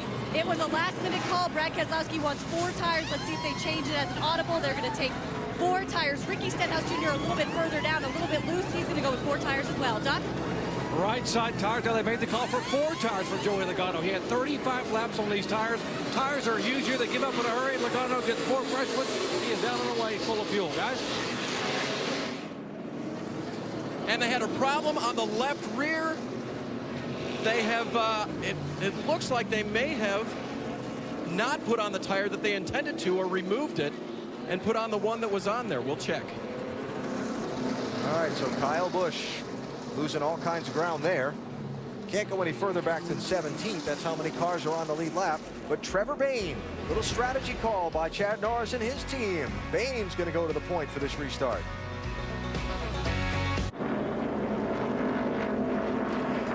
Down to 13 laps to go as the field comes around to the start-finish line in the NASCAR Nationwide Series race at Auto Club Speedway of Southern California. Strategy has changed the front of the leaderboard. Kyle Busch, who was at the front of the leaderboard in 3rd position, now finds himself back in 17th. There's some troubles on their pit stop as they went around to the left side of the car. A little miscommunication here. Looks like maybe they had started out with the decision to go with 4 and then change in the middle. You see the left rear tire changer coming around taking the lug nuts off. They had problems on the right front. It's like they probably, with that problem on the right front, decided to just go with 2, but the left rear changer had already taken the lug nuts off, so they've already lost the spots. Mike Bean made the decision just to go ahead, jack the car up and get left sides too. Dave? That is it, Andy. I just confirmed with the team. The original plan was to take the 2, and when they had a right front issue, they had already spent time enough that they took the other 2 on the left side. So 3rd to 17th for Kyle Busch for the final, what'll be 12 laps of this race. Meanwhile, strategy calls, Trevor Bayne, Elliott Sadler, Sam Hornish Jr.'s teams changing just 2 tires. They'll go to 1st, 2nd, and 4th for this restart. Mike? Yeah, the 60 car going with right side tires only. An aggressive call and a good strategy call there. It's put you out front, but will it keep you there? We're going to try here.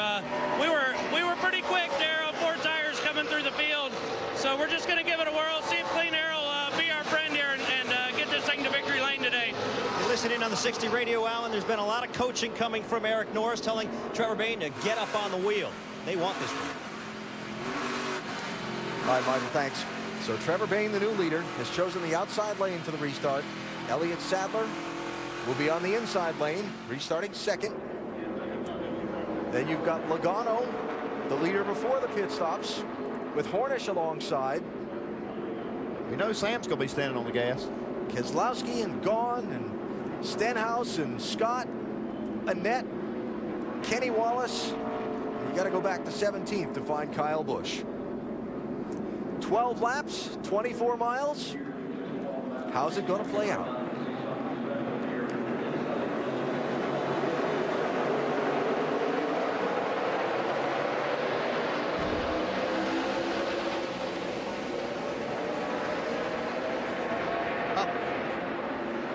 Look out, look out. Wow, tight squeeze in turn 1. It's almost like Sadler missed a gear there, so it looked like he had a good run. You see Trevor Bayne really sliding. Got a nudge from Keselowski as Keselowski slid up the racetrack. Joey Logano through to the lead. Kenny Wallace ducking out, making it 4 wide. Here comes Kyle. 5 wide. Contact there between Brendan Gaughan and Sam Hornish.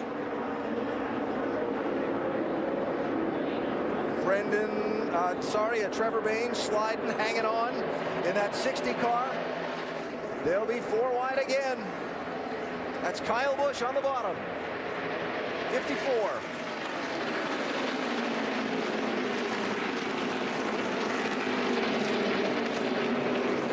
Look at Brendan Gaughan get the big run up the middle. Nowhere to go with it. Oh, got 88 car in the wall. That's Cole Witt.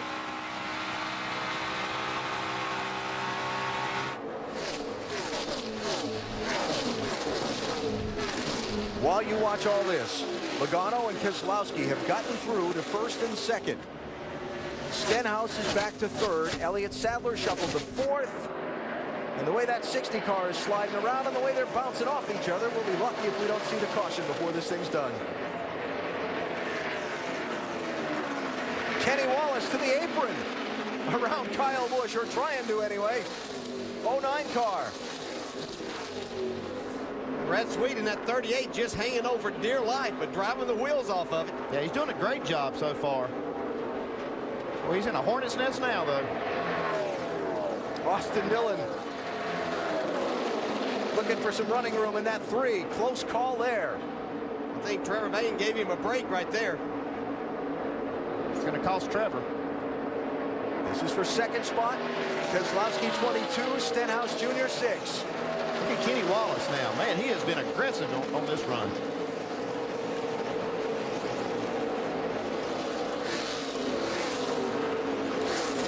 To borrow one of Kenny's favorite phrases, he's a race driver. He is a race driver right now. See Michael Annett in that mix in the 43 having a good run today. Showing 13th right now. That could change any minute, though. Yeah, that's what I was thinking, but you said it. Cole Witt off the pace in the 88 after scrubbing the wall there a minute ago. 2nd place still, 22 and 6. Keselowski and Stenhouse. That side-by-side racing allowing Logano to inch away. Yeah, Joey Logano smiling inside the cockpit of that 18 car, watching these guys race side by side.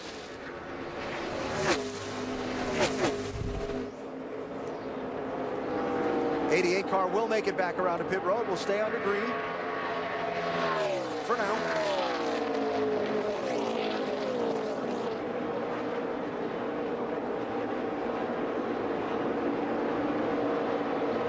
will say this. There has been some hard driving, some hard aggressive racing inside these cars today. James Busher 30, Sam Hornish Jr. 12th and 13th on the lead lap. Hornish went for a spin earlier after bouncing off the wall a couple of times. Kept it on the lead lap. And he's still out there wheeling it.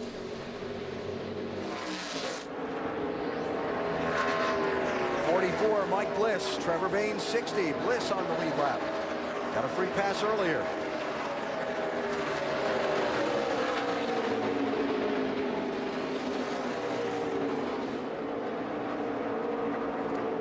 And there's your gap. First to second to third.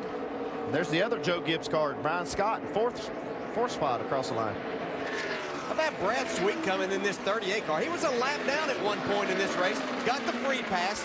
It's been sideways a lot of this. Just drove into the 5th spot. And Austin Dillon right there with him in the 3. Those yellow stripes on the back bumper, if you're new to NASCAR, signifying a driver's never raced at this track before in this series. 11 of those in this race today. Some of them doing a great job, like Dillon and Sweet. Yeah, and these are cars that had tires there left over, and able to put those on and make the most of it. But both of these were back kind of in that hornet's nest where they were 4 and 5 wide at times. Here's the early season championship leader, Elliott Sadler, restarted on the front row after his team just went for 2 tires on that last pit stop. He's been shuffled back to 7th. Yeah, those 2 tires even had to be tires that they took off earlier. They were completely out of new tires. And racing there for a spot with Kenny Wallace in the 09, Kyle Busch in the 54 right behind them. Man, there has to be a company out there somewhere that could get a lot of mileage out of Kenny Wallace and this race team. Just to put some dollars behind this. I mean, they work so hard, and Kenny does such a great job of driving. Has this car up in the top 10 most every race. Done a solid job here today, so hopefully in this 2-week break, somebody will come across with some dollars for him. The owner, Robbie Benton, and that race team really putting forth a first-rate effort.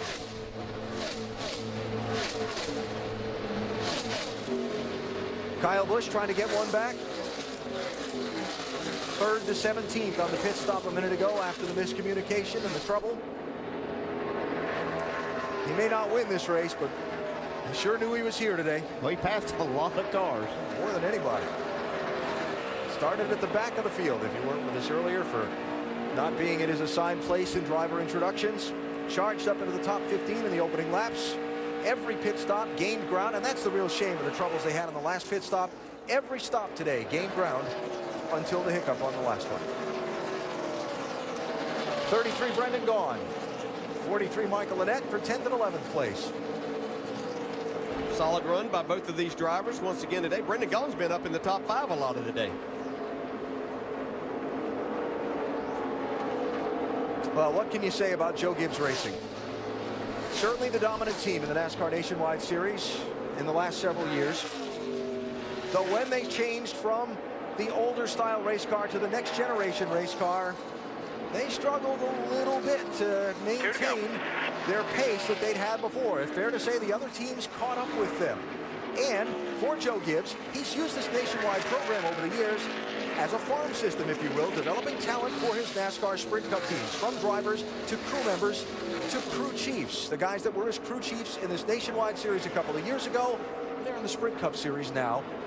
They told me, Brian Scott told me yesterday here, that he felt like the Gibbs team had found something in their setups, in their research for this, that brought them back up to be competitive with the Childress cars and the Roush Fenway cars, and Logano sure showing it today. Yeah, they might have to rename the trophy for this race the Joe Gibbs Trophy. Yeah. Yeah, I'd have probably lost some money if you were going to give me the other 41 and break this streak, but it's been pretty amazing. Final lap for Joey Logano, a guy himself who's struggled a little bit adapting along with his team to this next generation race car. Only one of his wins has come in this style of race car, and that was at Daytona, which is a little bit different style of racing than most. But boy, he has been up on the wheel here today. He had to fight hard for the lead in this one. The all-time series record for consecutive wins by a team at a track extended by one. The 8th time in a row Joe Gibbs Racing wins in Southern California. Joey Logano to the checkered flag first. You're the man, Joe. I'm proud of you, buddy.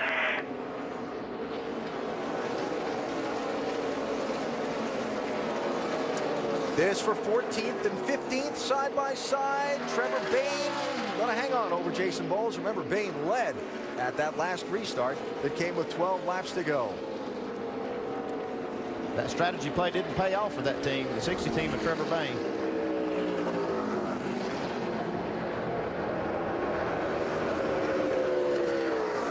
What a great leader, Joe Gibbs, celebrating with his team. That's just amazing. 8 in a row at this racetrack in this series.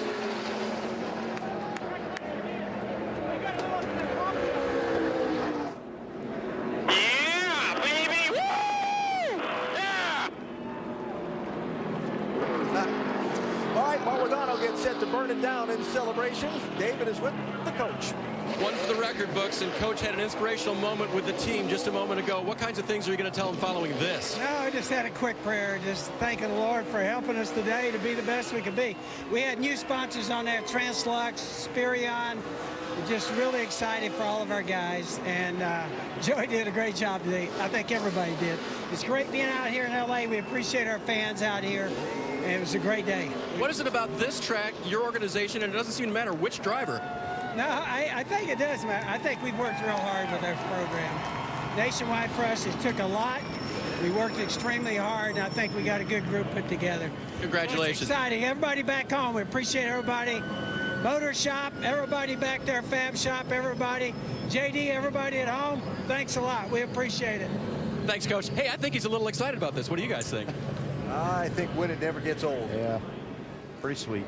And this is the 69th time Joe Gibbs Racing has won in the NASCAR Nationwide Series. Pretty amazing. And for Joey Logano, his second win in 7 tries in this series at this racetrack. We'll hear from him in victory lane in a moment. First, let's hear from some of the other top finishers. Shannon? Well, you guys worked on that car all day. Ricky Stenhouse Jr., the handling seemed to go both ways, tight and loose. Did you think you'd be here in second place during that time? I knew if we kept working on it, Mike Kelly and the guys were going to make good calls and get it closer.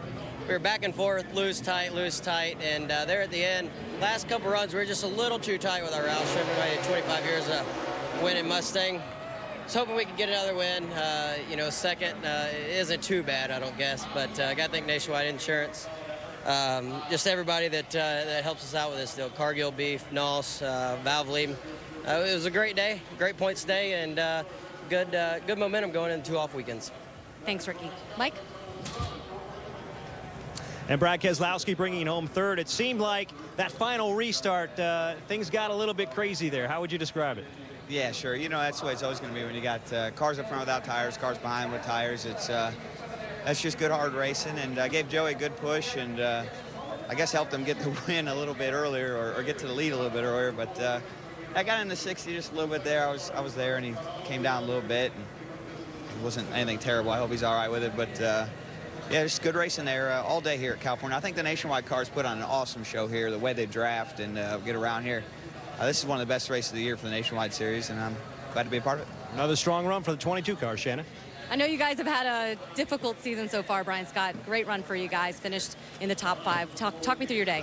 I'm proud of everybody at Joe Gibbs Racing. What a great day to win the race and second car to finish top 5. I'm just proud. I wanted so badly to get a good finish for these DG guys, everybody at Dollar General, Rick, Laura, the whole staff over there. They've been so supportive throughout so much bad luck early on, and you know, we had such a fast car at Vegas and we're leading, and to have that disappointment, and it just feels good to bring home a 4th place finish for these guys. Everybody at Toyota in their backyard, just really proud and couldn't be happier. Great day for Joe Gibbs Racing. Alan?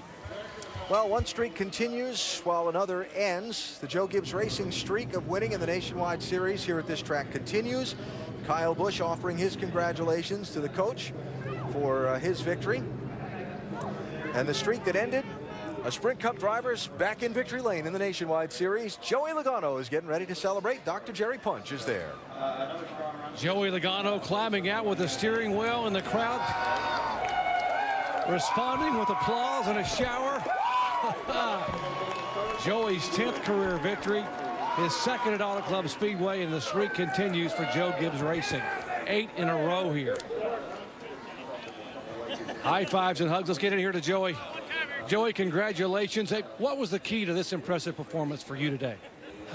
Man, Adam Stevens had gave me a great car, man. That's awesome. That was a class of the field all day. You know, they had plenty of shots at me. Restarts were hairy. I was good for a few laps, and I'd fall off, and then my car would come back. So, man, that was awesome. A lot of fun to ran this Translux car for one race here and get them a win. Obviously, I think GameStop and Dollar General, Sport Clips, all the guys that help us out on the nationwide side here, and Home Depot, all those guys. So it's good to finally be back in victory lane, man. It means a lot to win these things. Means a lot to Joe Gibbs organization. 8 in a row. What a streak for one team here at a racetrack. Alan? And the celebration is on for Joey and the Joe Gibbs team and Toyota. You heard mentioned a minute ago, their home track just up the road from their United States headquarters.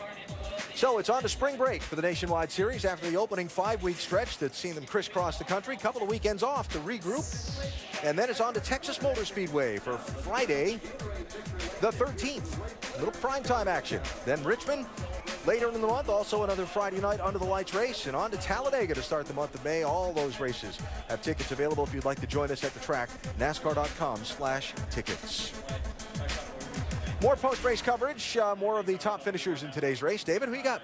Well, I got Brad Sweet, but he's talking to Casey Kane over here, and Casey, wanted to give Brad his time in the sun because he's had all this before. But you were racing there at the end, man, and came home 6th. Yeah, I tell you what, I'm pretty happy. Goal was to get, stay on the lead lap and run, close to 10th was the goal. So we achieved that, and we were competitive at the end of that race. It was fun. The splitter was on the track way too hard at the beginning of the race. And I'm just so new to this stuff, I couldn't figure out what was wrong. And Mike Shiplett and the guys diagnosed it and got the splitter off the ground, and we were really fast, from that point on, and got those tires at the end, and we were able to make a run up to 6. So I'm really happy. So I know you don't think that you've got this all figured out yet, though, but I mean, at the end of the race, the ability to race the car there, that must have been really fun for you. Yeah, it was a blast to be that competitive and race, guys like Kyle Busch and Austin Dillon and all the guys that, just to be competitive and be racing those guys was fun. I just have to thank Great Clips for the opportunity to do this, and I'm just really excited, and got 17 more, so bring it on. Brad Sweet is here, and he is fast. Mike Massaro? There's an interesting day, to say the least, for Austin Dillon. He had a flat tire in qualifying, and after the second stop of the day, take a look at this splitter. It's sheared off here on the corner, and that's not what you want to see out of your race car. Still, you brought it home in the top 5. How were you able to do that? Well, 4 tires at the end was huge, and really, I'm not notorious for restarts, and actually had a good one there at the end, so I'm proud of that.